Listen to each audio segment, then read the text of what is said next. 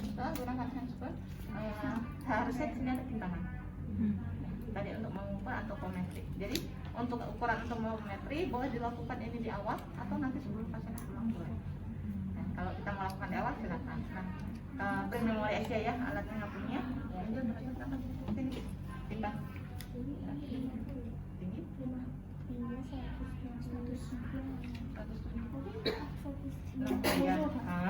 Oke, duduk. Nah, jadi ibu tadi sudah ditimbang ya, berat badannya 50 kilo, tinggi ibu 163. Oke, ibunya tinggi sekali ya. Nah, setelah kita tensi, nah, kita setelah ditimbang kita tutup dulu. Kalau dia ruangannya banyak bed, jaga privasi dengan menutup tirai atau scare. Ya. Jadi itu untuk menjaga privasinya. Setelah itu baru kita lakukan pemeriksaan tanda vital. Setelah pemeriksaan tanda vital, kita juga bisa mengamati di sini kesan sakit yang terlihatkan pasien. Kan ada orang sakit yang lemes sekali, dan kita bisa lihat juga amati tingkat kesadaran pasien. Ya, coba kalian cari tingkat kesadaran ada berapa macam? 7. Oh, 7 sudah tahu. Oke, apa saja tingkat kesadaran? Konsumentif, apatis, delirium, somnolen,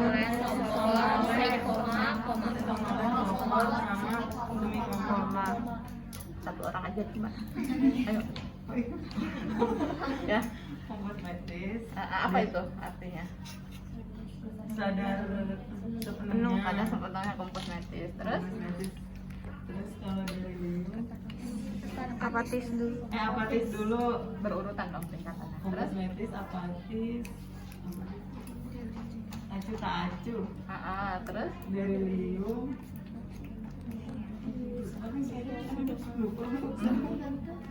ada yang bisa bantu urutannya? Guys.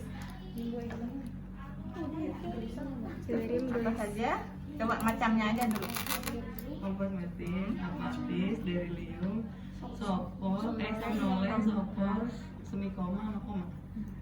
Jadi itu ada 7 tingkatan kesadaran. Kalau untuk pasien Ibu Angel, kita bisa simpulkan berarti ibunya komposmen.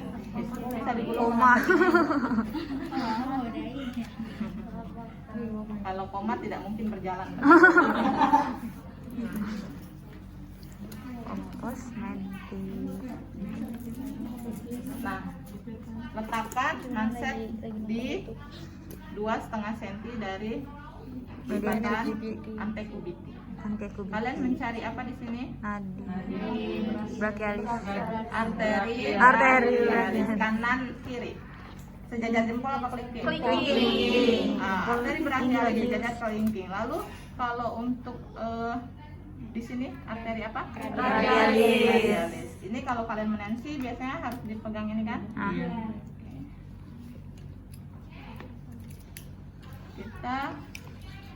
Saya periksa dulu ibu ya. Nah, tangan pasien agak ditekuk sedikit, difleksikan sedikit ya.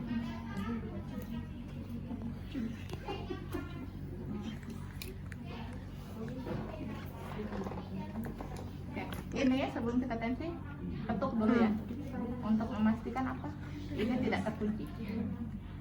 Nah, ini bisa diputar ya. Oke, diletakkanlah di arteri brachialis. Nah, ini taruh di atas. Oke, ibu relax saja ya. Nah, tangan kiri kita memegang. Tangan kiri memegang apa ini? Nadi. Nadi arteri radialis. Arteri. Kalian raba. Fungsinya untuk apa? Untuk mau tahu berhenti ininya itu. Mengetahui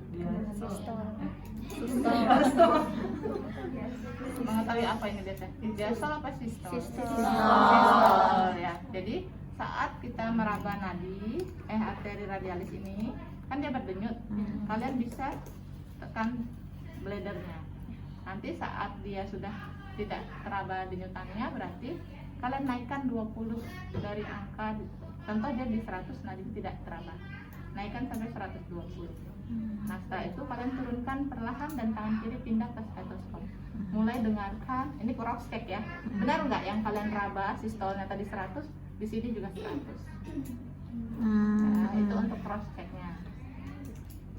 Nanti suara pertama yang didengar di stetoskop itu adalah sistol, dan suara terakhir yang terdengar itu adalah diastole. Oh. Paham? Oke, saya mulai ya.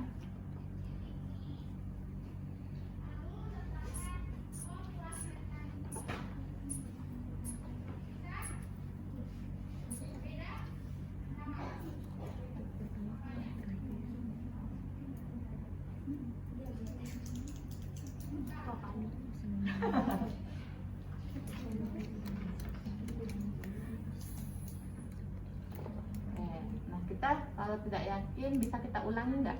Bisa. Bisa ya, bisa 2 kali pengulangan ya.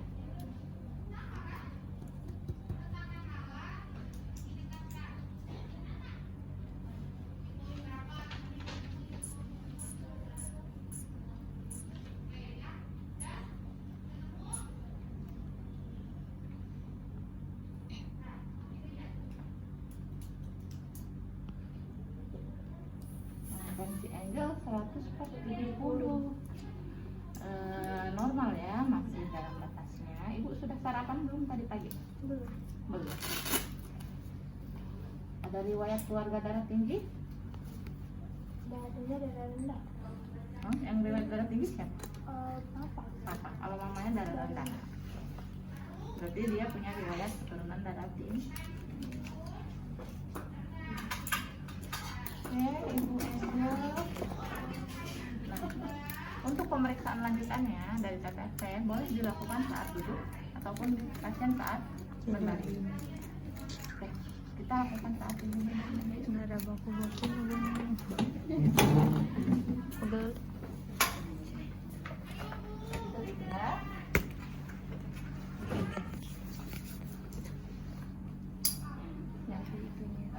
Luruskan kakinya ibu. Ibu sudah nyaman belum dengan posisinya? Bantalnya kurang tinggi apa cukup? Kalau kurang tinggi dinaikkan saja. Oke, nah di sini kita lakukan pemeriksaan nadi dan juga pernapasan lalu juga suhu. Untuk nadi berarti kita izin ibu, saya izin perangsangan untuk periksa nadinya. Hitung berapa menit? 1 menit. 1 menit. Boleh dikalikan aja nanti hasilnya. Boleh nggak? Apa harus full 1 menit?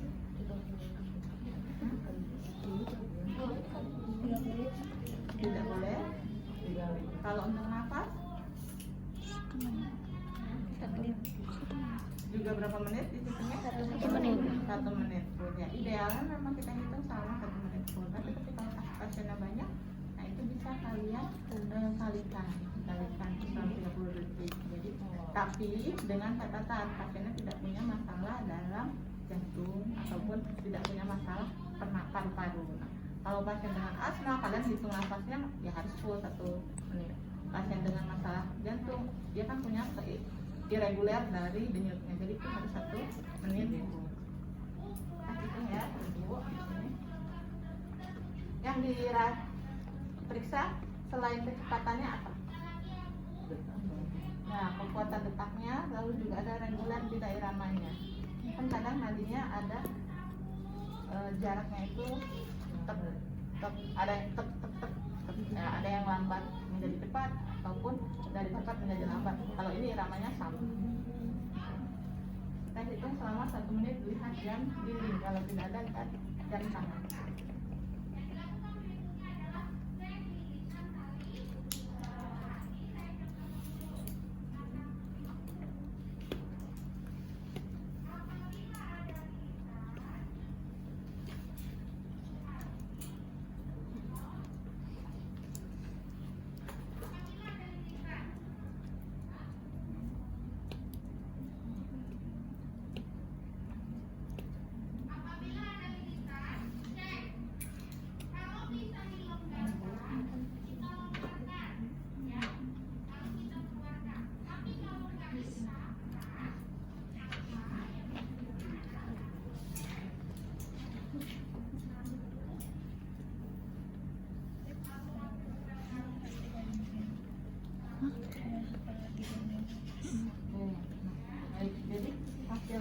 untuk tadi kenapa saya langsung kontakkan di sini?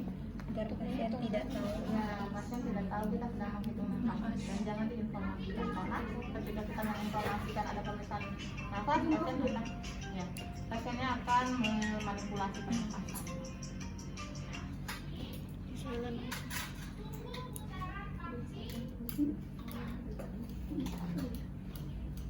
Lalu untuk pemeriksaan selanjutnya adalah pemeriksaan suhu. Kalau ini termometer Elaksa, termometer apa ini? Elaksa, berarti kita harus turunkan Ke suhu 30. tanda ini ya, kenaikan suhunya menjadi di bawah 35. Coba turunin, bisa? Gimana caranya? Udah segini aja. Jangan pegang ujungnya atasnya aja. Nah, bisa? Nah, turun.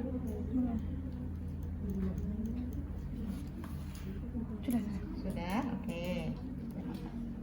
Saya jadi sudah diturunkan di bawah 35. Angel ini boleh di 40 ketiaknya.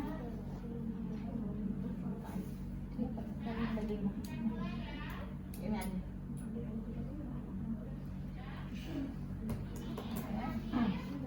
Ini ibu, nah, ini ibu letakkan ya ketiak ibu. 5 menit ya. 5 menit ya kita nanti baru tentukan hasil. Nah, sambil menunggu ini berarti kita langsung melakukan pemeriksaan head to toe. Ibu, ini biarkan dulu diketiakan dijepit ya. Kita akan lakukan pemeriksaan dari unit ibu hasil. Tadi keluhan ibu pusing ya. Pusingnya ini setiap saat apa hanya di waktu tertentu? Biasanya pusingnya setelah ibu ngapain? Oh, saat bangun tidur menuju berdiri.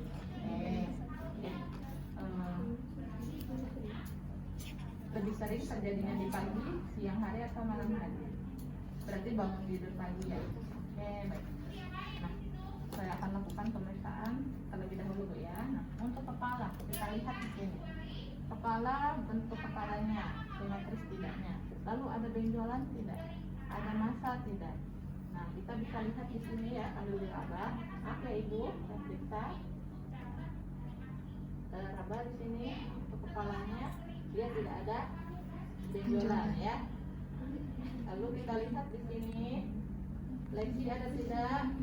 Tidak ada. Lalu kita gunakan rambutnya, rontok tidak? Tidak ada rontokan. Dan juga kita lihat hygiene kepala ya.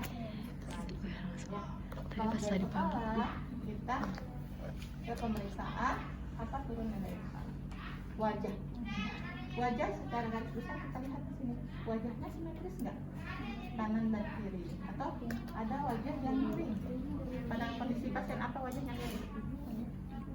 Pasien apa yang wajahnya miring? Stroke.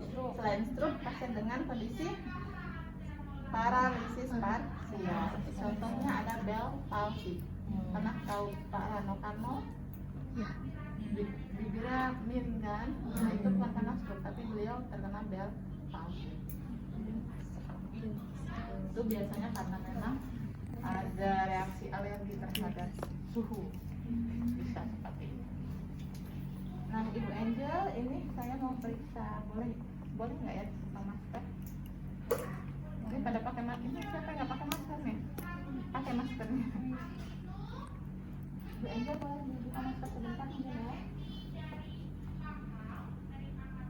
Ibu Angel ini wajahnya simetris, tidak ada benjolan, massa ataupun tidak bengkak, dan wajah ibunya tidak anemia. Setelah itu kita periksa untuk daerah mata. Nah, untuk mata, inspeksi kelopak mata. Kelopak mata ibunya tidak bengkak, tidak ada lesi. Lalu kita perhatikan kornea ibu, warnanya apa kornea? Hey, apa? Kornea hitam, Putih. Pupil? Pupil yang hitam Pupil yang hitam kecil. Kalau kornea? yang hitam besar. Yang bening itu ya, lapisan luar mata kalian. Jadi kita lihat nih korneanya bening atau keruh. Karena ada beberapa mata korneanya itu terlihat keruh, ada coklatnya. Itu pada kondisi pasien dengan penyakit gula sering timbul apa? Glukoma. Bukan glukosa, glukoma mata ya. Jadi kalau kalian lihat, perhatikan orang tua yang DM, nah matanya ini ada kekeruhan. Lalu setelah itu perhatikan pupil pupil mata. Kalau dia dalam kondisi gelap, maka dia akan mengecil atau melebar? Mengecil. Benar. Melebar. Fungsi pupil untuk apa? Menangkap cahaya. Jadi kalau cahayanya kurang, dia akan melebar untuk menangkap cahaya. Tapi kalau ada kondisi cahayanya terlalu terang, dia akan Mengecil. Ya, jadi saya coba dengan pen-light. Tapi pen-lightnya tidak ada cahayanya ya. Ibu coba dengan head. Maaf Ibu Angel ya. Ya, di sini. Oke, sebelah Ibu. Oke ya, berarti pupil matanya tidak ada masalah. Setelah itu saya cek selera dan panjang sekali tadi. Seleranya berwarna apa? Selera merah apa putih? Putih. Kalau konjungtiva? Bagian mata coba nanti kalian PR gambar struktur mata biar ingat mana kornea, mana pupil, mana kornea, dan mana juga konjungtiva dan sklera. Gambar ya struktur mata. Ini termometer sudah ya saya pakai. 35,9. Dingin Ibu? Kedinginan? Tidak kan?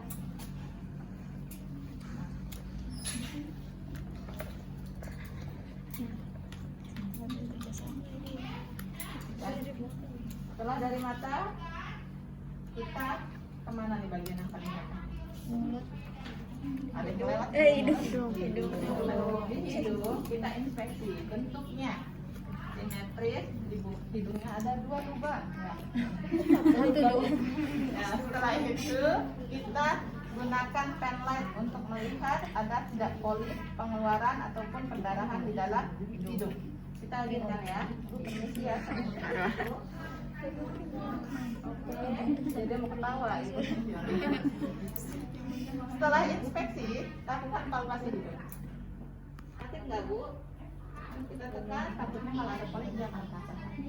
Nah dari hidung kita ke telinga. Untuk telinga kita lihat nih posisi daun telinga. Sejajar tidak? Ada kalanya posisi daun telinga lebih tegak. Ada pasti pada pasien dengan apa? Down syndrome. Itu pasti kalau kalian lihat wajahnya, dia punya wajah yang khas. Ya. Jadi posisi matanya lebih tinggi. Setelah itu kita lihat kesimetrian, kita lihat di telinganya ada tidak pengeluaran.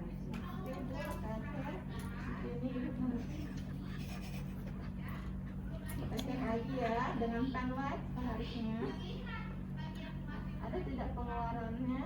Terus di sini kalau kita mau lihat benang timpani itu harus dengan alat khusus ya. Jadi cukup jelas. Nah, oke Ibu, sebelah sana kita lihat lagi ada tidak pengeluaran, lalu dilihat kebersihannya dan ada tidak lesi pada telinga. Oke, sudah tidak ada masalah. Kita ke bagian mulut. Nah, pada bagian telinga satu lagi nih, ada yang kita harus lakukan. Ya. Apa ini? Berputar. Berputar, lakukan tong spatel. Tong spatel tadi digunakan nanti untuk mulut. Ibu nanti saya letakkan ini di telinga. Kalau masih terdengar suaranya bilangin. Kalau habis suaranya bilang. Nanti saya arahkan.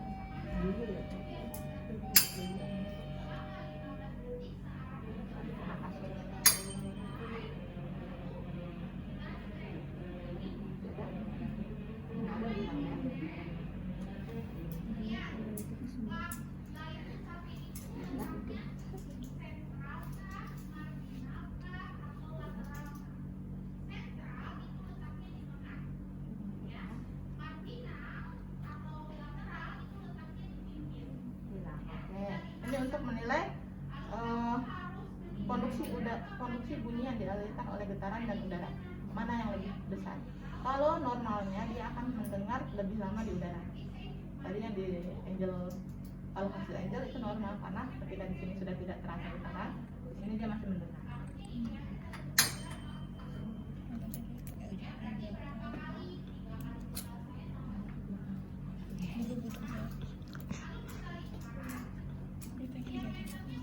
Itu kita SMK.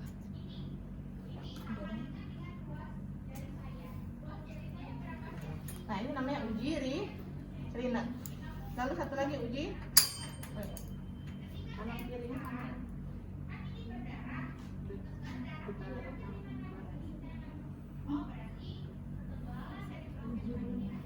Oke, ini menilai apa? Laterasi, yaitu keseimbangan bunyi yang didengar telinga kanan dan kiri.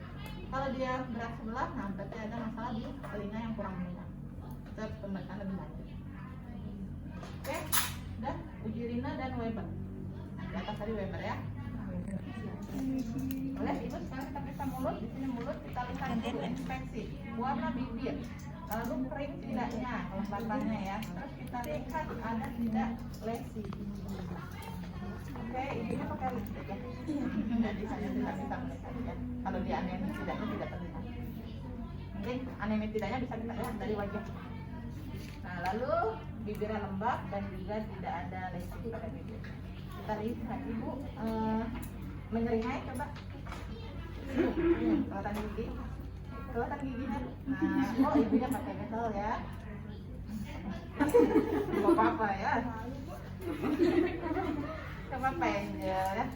Coba ibunya bisa buka mulut. Yang besar, lidahnya keluarkan.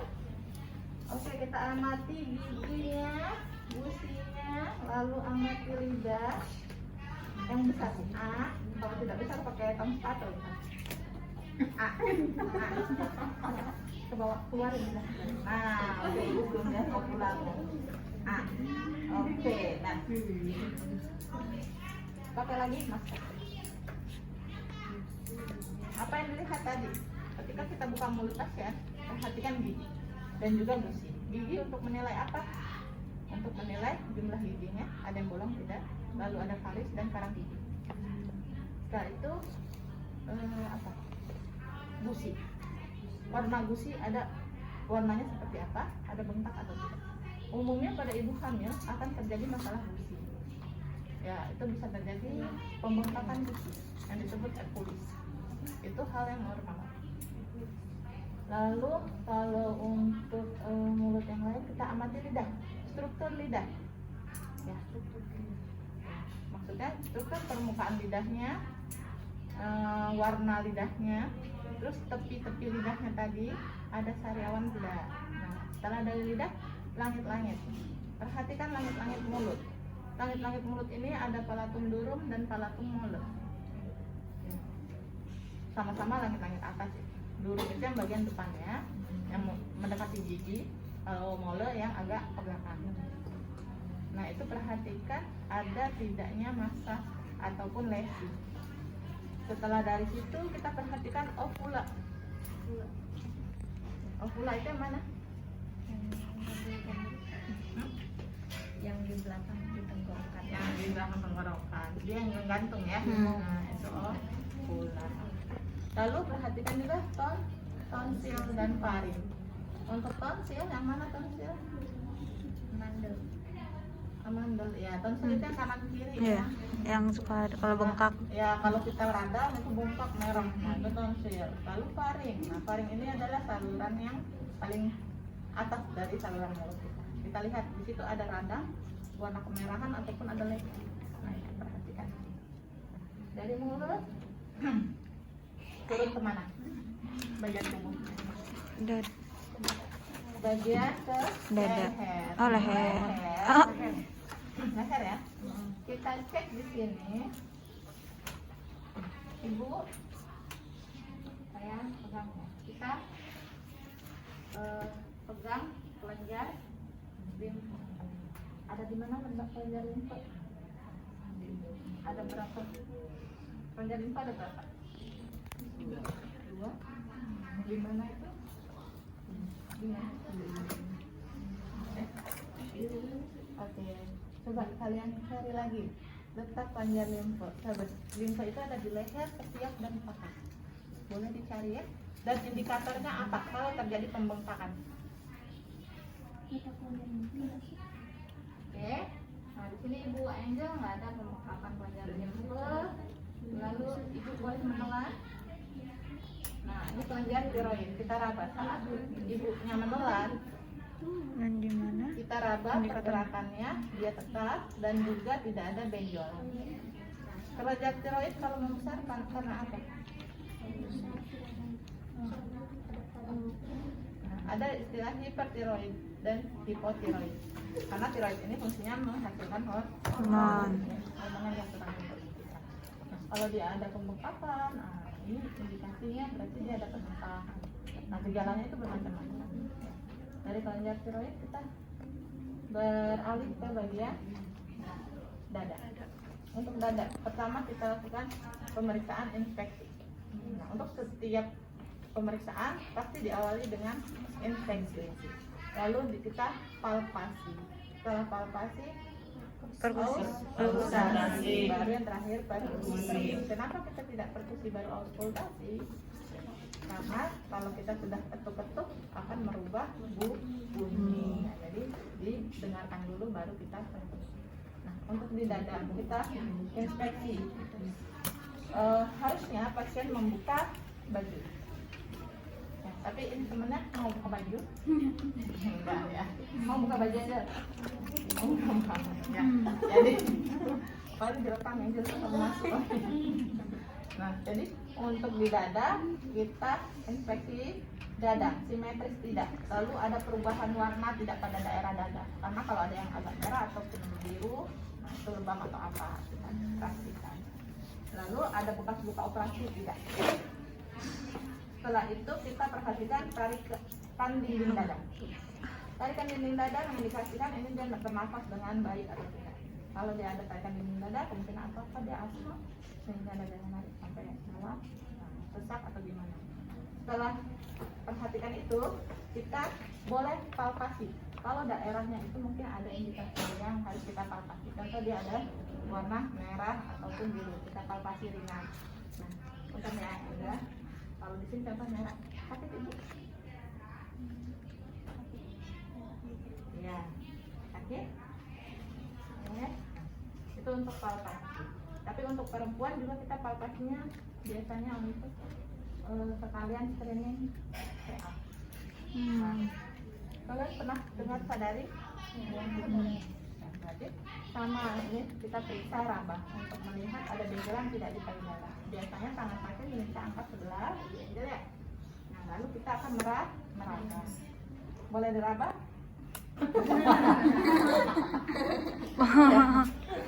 Oke, nah ini merabanya enggak ibu raba ya. Kamu mau diraba?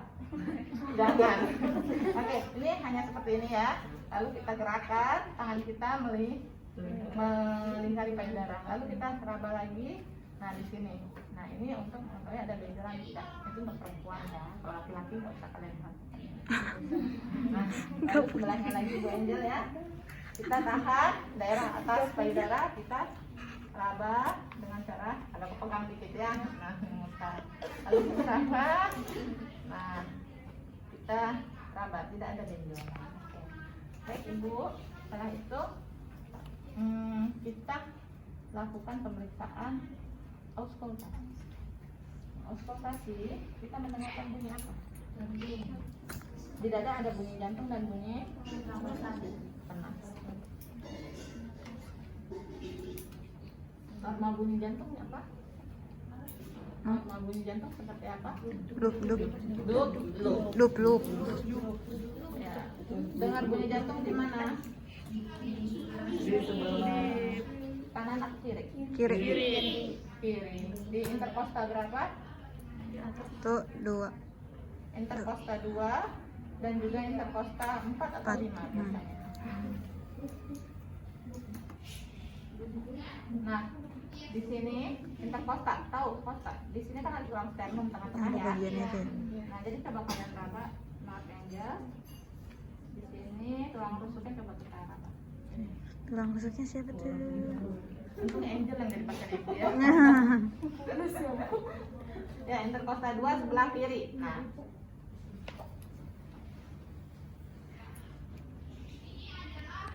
kalian dengarkan bunyi jantung. Ya, bisa juga kalian gunakan diafragma sebenarnya. Nah, ada kalanya kalau kalian periksa ada yang menggunakan bel ataupun diafragma, itu sama sebenarnya. Oke, ini untuk mendengar suara jantung.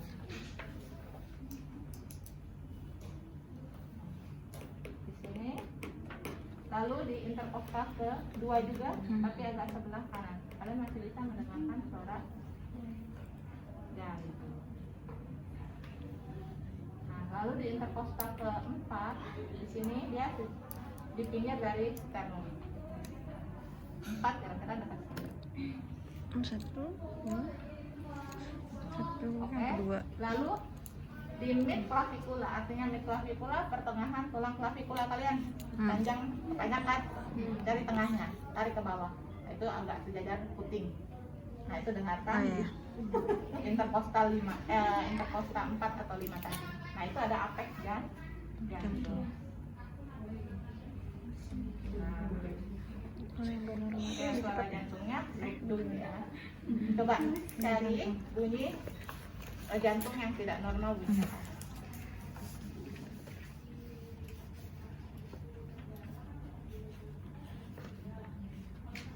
kayaknya ini di polio deh. Bener deh.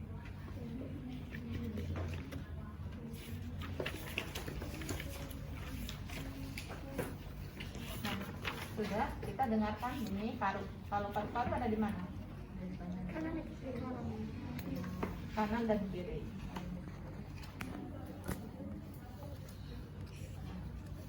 Kanan dan kiri. Kalian mendengarkan di seluruh lokasi paru. Nah, di sini bisa dilihat kalau ini di clavikula juga. Nah, dengarkan mulai dari paling atas. Ibu tarik nafas, Bu. Keluarkan. Tarik nafas. Keluarkan. Tarik nafas. Keluarkan. Tarik nafas. Keluarkan. Kalau di situ angin. Tarik nafas. Apa tuh? Keluarkan. Nafas. Ini ada 7 posisinya kalau kalian mendengarkan di bunyi paru. Jadi ada 1, 2, 3, 4 itu dekat puting, 5 itu agak ke bawah, dan 6 itu agak nyamping. Ya, itu boleh kalian dengarkan. Jadi ini maaf ya Bu Angel, kita sebaiknya tidak dilapisi baju ya untuk pemeriksaan jantung maupun tangan. Maaf ya Angel, tarik nafas. Nafas. Sini kita lihat. Keluarkan. Tarik nafas. Keluarkan. Ini tarik nafas. Keluarkan. Tarik nafas. Bunyi parunya normalnya apa? Seperti angin. Vesikuler. Coba cari bunyi lain dan indikasi penyakit apa? Bunyi lain. Indikasi. Itu biasanya indikasi apa? Kalau orang asma gimana bunyinya? Kalau pneumonia bunyinya seperti apa? Nah, dari pemeriksaan paru kita nih udah abdomen, tadi udah dada, kita ke abdomen. Oke, kalau abdomen minta pasiennya membuka pakaian bajunya ya, angkat baju, kita turunkan celananya, tutup di atas inti. Nah, coba gini aja ya. Nah, kita lihat, inspeksi bentuk perutnya rata, cembung atau cekung. Ya, ini apa? Rata. Kalau cembung kenapa? Buncit. Kalau yang cembung banyak kemungkinan ya. Bisa karena dia buncit, bisa karena hamil, atau bisa memang karena asites. Apa itu? Ya, asites itu apa? Pembengkakan hatinya ya. Jadi bisa terlihat. Nah, lalu kita lihat warna kulit perut. warnanya seperti apa, normal atau ada tadi yang memar, berwarna merah ataupun keabuan. Setelah itu kita perhatikan ada tidak bekas jahitan atau luka operasi, usus buntu, sesar ataupun apa. Tadi ngakunya belum menikah kan? Kita lihat nih di simpisis atau oh ada luka panjang, itu pernah dioperasi berarti ya. Nah, atau di sebelah kanan bawah appendix. Nah, setelah itu kita lakukan pemeriksaan auskultasi. Ya, sebelum auskultasi palpasi. Sebenarnya palpasi di sini kalau ibunya mengeluh tadi sakit perut, kalau ada sakit perut kita tekan pada ulu hati. Nah, Ibu Angel sakit? Sakit. Oh, belum makan kan? Punya mah? Ada. Oh ya. Jadi di sini untuk ulu hati. Lalu kita cek bising usus. Bising usus perut dibagi berapa kuadran nih? 4. 4. Kuadran 1 di mana? Di ini. Kuadran 2? Di sini. 3? Sini. 4? Sini. Oke. Gitu. Jadi kuadran 1 atau namanya right upper quadrant disebutnya.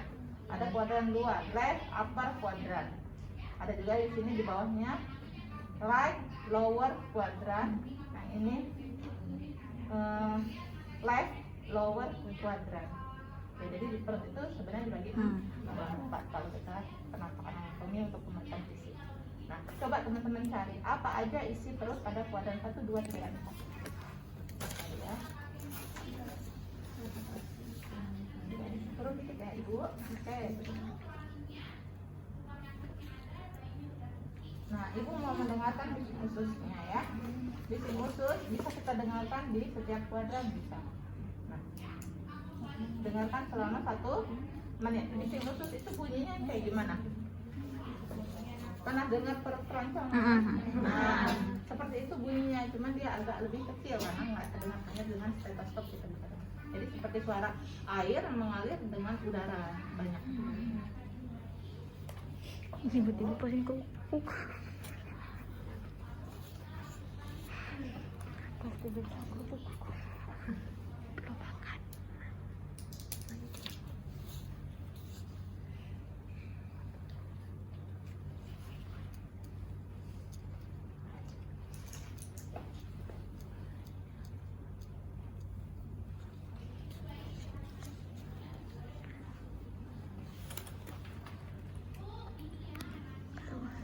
Kita dengarkan 1 menit. Normal bising usus 5 sampai 35 kali per menit.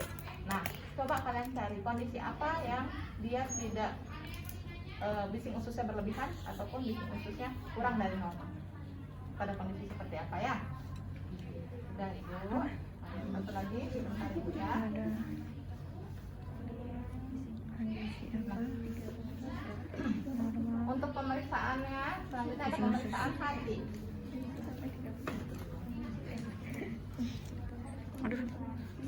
Nah, pada kondisi apa bising usus itu lebih dari normal dan pada kondisi apa bising usus kurang dari normal. Itu ada kondisi pasien dengan penyakit.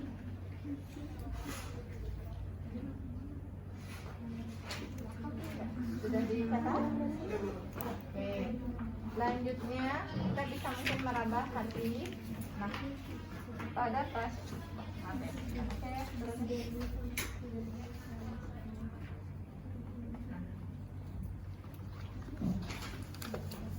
kita bisa tekan bagian belakang pasien, relax aja, taruh aja badannya. Bagian belakang itu biasanya pada pegang pada iga 11 dan 12. Lalu tangan atasnya, nah megang bagian depan. Kalau ibunya tarik nafas.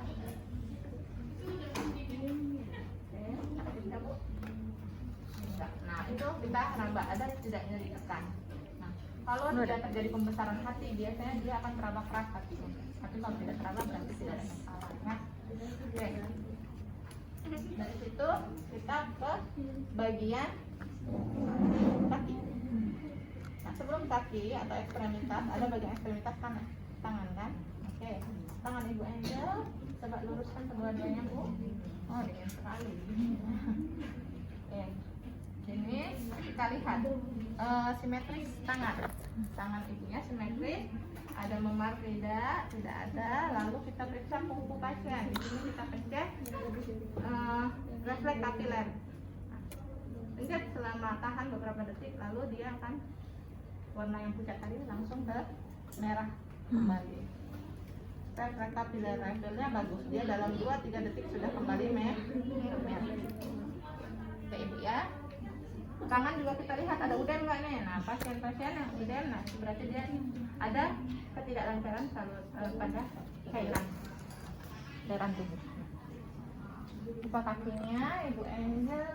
Oh, kakinya boleh dibuka Ibu.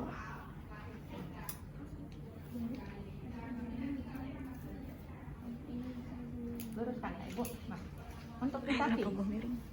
Mas, digulung ya sampai lurus. Oke, untuk kaki kita lihat di sini. Oh, kakinya simetris, tidak ada memar ataupun lukanya. Lalu kita lihat di sini ada tidak varises. Nah, kita periksa di sini udem tidak, tulang tibanya. Kita cek lagi, tidak ada varises, tulang tibanya tidak ada udem. Lalu refleks kapiler, refill, selalu usahakan yang kiri ya, yang terjauh baru yang terdekat. Nah, refleks kapiler refillnya bagus. Nah, setelah itu baru kita minta pasien untuk duduk. Ibu Angel boleh duduk. Sudah selesai. Nanti ya, sebelum itu kita ketuk bagian belakang pinggang untuk mengetahui apa? Sebelum ke pinggang, punggung kita untuk tahu apa nih? Untuk tahu taktil fremitus. Taktil fremitus itu hantaran getaran ketika pasien berbicara. Yang berbicara itu untuk mendengarkan getaran yang dirasakan Pak. Sorry ya Ibu. Boleh Ibu ucapkan 7. Oke, ini kanan dan kirinya sama getaran. Nah, ini ada 7 lokasi pada belakang punggung. Jadi ada 1, 2, 3, 4, 5, 6 dan 7. Nanti coba cari gambar taktil fremitus ya, biar kalian sama. Satu lagi Bu. Oke. Lalu Kalau yang ini gambar 7. Hah? 7. Hah? 7. Biasanya gambar Kan 2 1 sampai ke 5 itu sejajar tulang punggungnya kanan kiri. Gambar taktil fremitus. Pemeriksaan taktil fremitus. 7. Ada. Ya, itu getaran suara yang dirasakan. Jadi dia ada 7 lokasi. Coba dicari aja kan. Itu digambar atau kita Ya kalian gambar sendiri? tulis tangan kalian itu ya.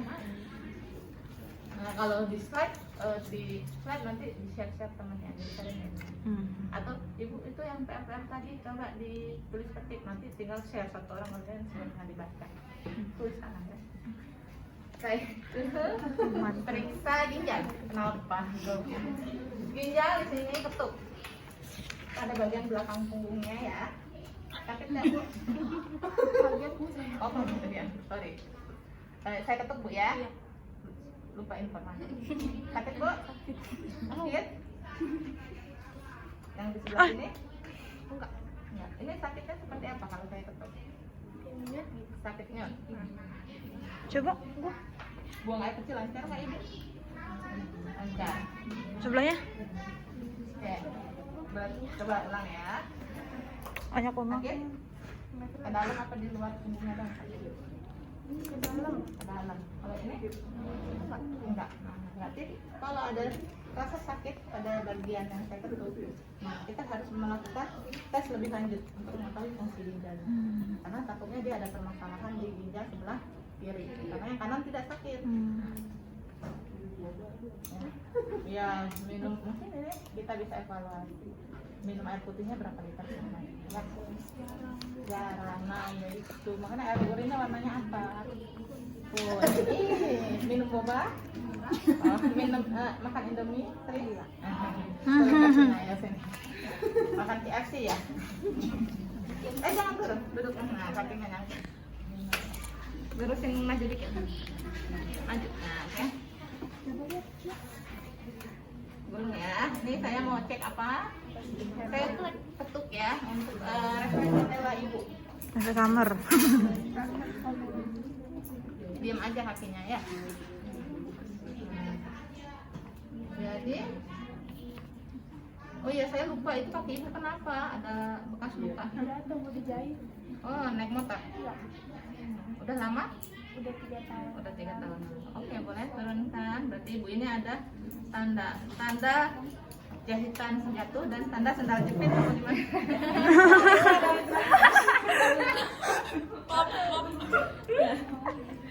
Oke, sorry Angel, bercanda ibu.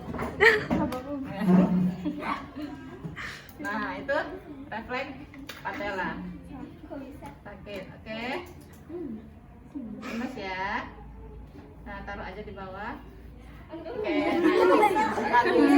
Berarti vitamin B1-nya cukup. Ya, kayak kasih turun ya? Oke, ibu boleh turun. Udah. Silakan duduk. Nah, Ibu Angel, nah ya. Tadi saya udah meriksa Ibu untuk tekanan darah Ibu tadi agak rendah Ibu ya 100/70. Lalu nadi Ibu 80 kali per menit, nafas Ibu normal dan suhu badan Ibu juga. Tapi suhu badan agak rendah ya.